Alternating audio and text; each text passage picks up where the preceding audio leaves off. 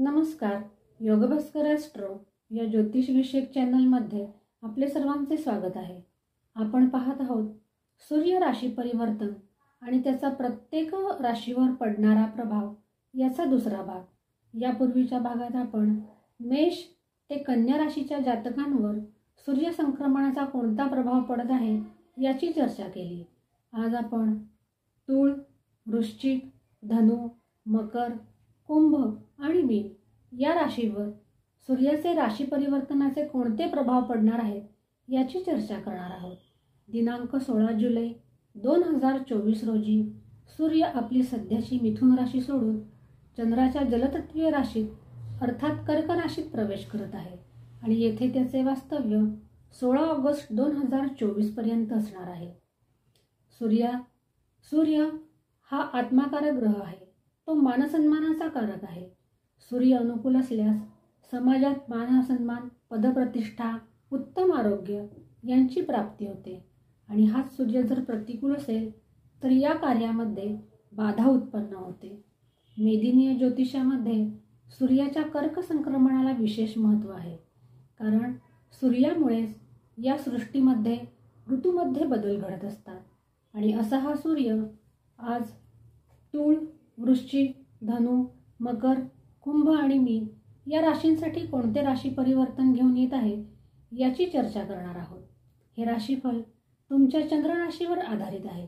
ज्यांना आपली चंद्ररास माहीत नाही अशांनी हे राशीफल आपल्या नामराशीनुसार पाहावे. आज सर्वप्रथम तूळ राशीची चर्चा आहे.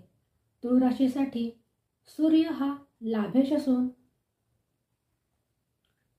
तो दशम भावात आपले गोचरीचे भ्रमण करीत आहे. येथे सूर्य दिग्बली असतो आणि म्हणूनच तूळ राशीच्या जातकांसाठी एक श्रेष्ठतम स्थिती निर्माण होत आहे. सकारात्मक स्थिती त्यांना दिसून येणार आहे. जीवनामध्ये निराशेपासून त्यांची सुटका होणार आहे. तसेच सफलतेचे योग त्यांना दिसून येत आहे. उच्चाधिकाऱ्यांचा सहयोग या काळामध्ये त्यांना प्राप्त होत आहे. सरकारी नोकरीमध्ये लाभाचे योग दिसून येत आहे. एक उमेदीचा नवा किरण त्यांना दिसणार आहे. त्यांनी आखलेल्या योजना या काळामध्ये पूर्णत्वास जाऊ शकतील.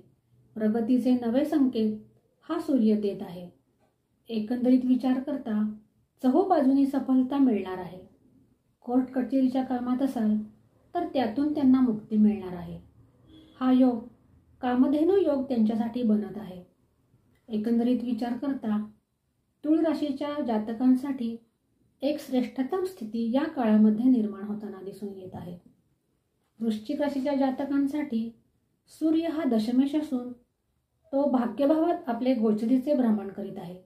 ही एक अत्यंत श्रेष्ठतम स्थिती वृश्चिक राशीच्या जातकांना मिळणार आहे. तुमच्यासाठी आणि तुमच्या अपत्यांसाठी हा कालखंड श्रेष्ठ असणार आहे. मानसन्मानामध्ये वृद्धी होण्याचे योग दिसून येत आहे. पदप्रतिष्ठा मिळणार आहे. घरामध्ये मंगल कार्य घडून येणार आहे. यांना पूर्वजांचे आशीर्वाद या काळामध्ये मिळणार आहेत. धार्मिक कार्यामध्ये रुची निर्माण होणार आहे. तीर्थयात्रा करणार असाल तर तुमच्या इच्छा पूर्ण होताना दिसत आहे. उच्च शिक्षण घेणाऱ्यांसाठी ही स्थिती उत्तम फलदायी आहे. भाग्याची जोड त्यांना मिळणार आहे. परंतु या काळामध्ये वृश्चिक राशीच्या जातकांनी बेकायदेशीर असे कोणतेही वर्तन करू नये. त्या योगे सूर्याच्या शुभत्वामध्ये बाधा येऊ शकते. तर धनु राशीच्या जातकांसाठी सूर्य हा भाग्येश असून तो अष्टम स्थानावरून आपले गोचरीचे भ्रमण करीत आहे. ही स्थिती फारशी अनुकूल म्हणता येणार नाही.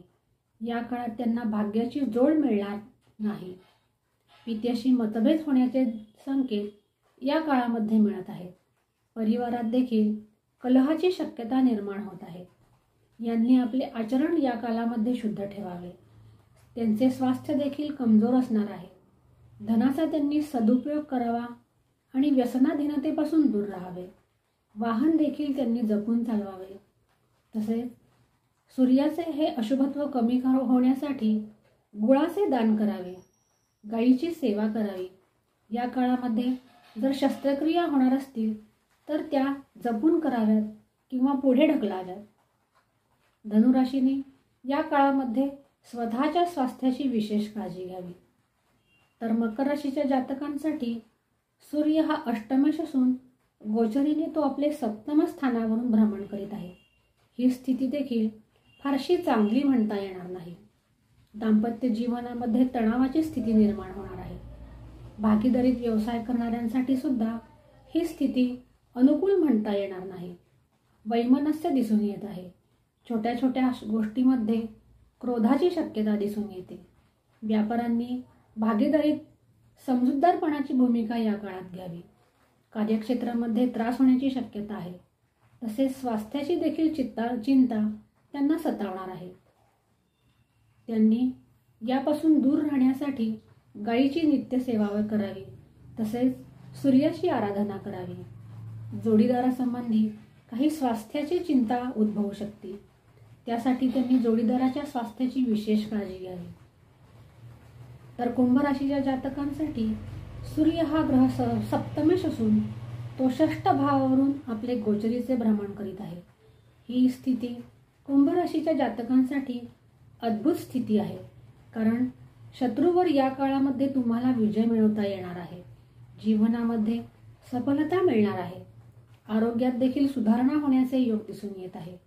समाजामध्ये मानसन्मान मिळणार आहे. परंतु पैसे उधार देऊ नये आणि घेऊही नये. तसेच कागदपत्रांवर सही करण्यापूर्वी विचार करावा आणि मगच सही करावी. वाहन देखील यांनी या काळामध्ये जपून चालवावे. जे विद्यार्थी स्पर्धा परीक्षेसाठी तयारी करत आहेत त्यांच्यासाठी ही स्थिती उत्तम आहे. आणि नोकरीत ज्यांना ट्रान्सफर हवी आहे त्यांच्यासाठी सुद्धा त्यांचे मनोरथ पूर्ण होताना दिसत आहे. मीन राशीच्या जातकांसाठी सूर्य हा षष्ठेस असून गोचरीने तो पंचम भावावरून आपले भ्रमण करीत आहे. ही स्थिती चांगली फळे देणारी आहे. तर काही असमाधानकारक सुद्धा फळे दिसून येत आहेत. त्यांना या काळामध्ये संततीची चिंता सतावताना दिसून येत आहे. प्रेमीजनांसाठी सुद्धा हा कालखंड अनुकूल म्हणता येणार नाही. परंतु विद्यार्थ्यांसाठी हा कालखंड अनुकूल असणार आहे. तर आध्यात्मिक प्रगती करणाऱ्यांच्यासाठी हा कालखंड विशेष सहयोग देणारा आहे. ज्यांना गुरुदीक्षा घ्यायची आहे किंवा मंत्रदीक्षा घ्यायची आहे त्यांच्यासाठी हा कालखंड उत्तम आहे. परंतु गर्भवती महिलांनी मात्र स्वतःच्या स्वास्थ्याची काळजी घ्यावी आणि वैद्यकीय मदत देखील घ्यावी. आर्थिक स्थिती भक्कम असणार आहे. नवीन कार्याची सुरुवात करणाऱ्यांसाठी हा कालखंड उत्तम आहे. जे जातक शेअर मार्केटमध्ये काम करतात त्यांच्यासाठी ही स्थिती अनुकूलता घेऊन येत आहे. पूर्वार्धामध्ये दाम्पत्य जीवनामध्ये काही मनाविरुद्ध घटना घडू शकतात. त्यासाठी मीन राशीच्या जातकांनी सूर्याची नित्य आराधना करावी. तसेच गोसेवा करावी. त्यायोगे सूर्याचे अशुभत्व कमी होण्यास त्यांना मदत मिळणार आहे. एकंदरीत तुळ राशीसाठी आणि वृश्चिक राशीसाठी हे सूर्याचे संक्रमण शुभ फलदायी ठरणार असे दिसून येत आहे. अशाच प्रकारच्या नवनवीन ज्योतिषी आणि धार्मिक विषयांच्या माहितीसाठी चॅनलला लाईक आणि सबस्क्राईब करावे. आज आपण तुळ, वृश्चिक, धनु, मकर, कुंभ आणि मीन या राशींच्या जातकांसाठी सूर्याचे सूर्यसंक्रमण कोणते फळ घेऊन येत आहे याची चर्चा केली. आज आपण येथेच थांबू. पुन्हा भेटूया एका नवीन ज्योतिषीय विषयासह. तोपर्यंत नमस्कार.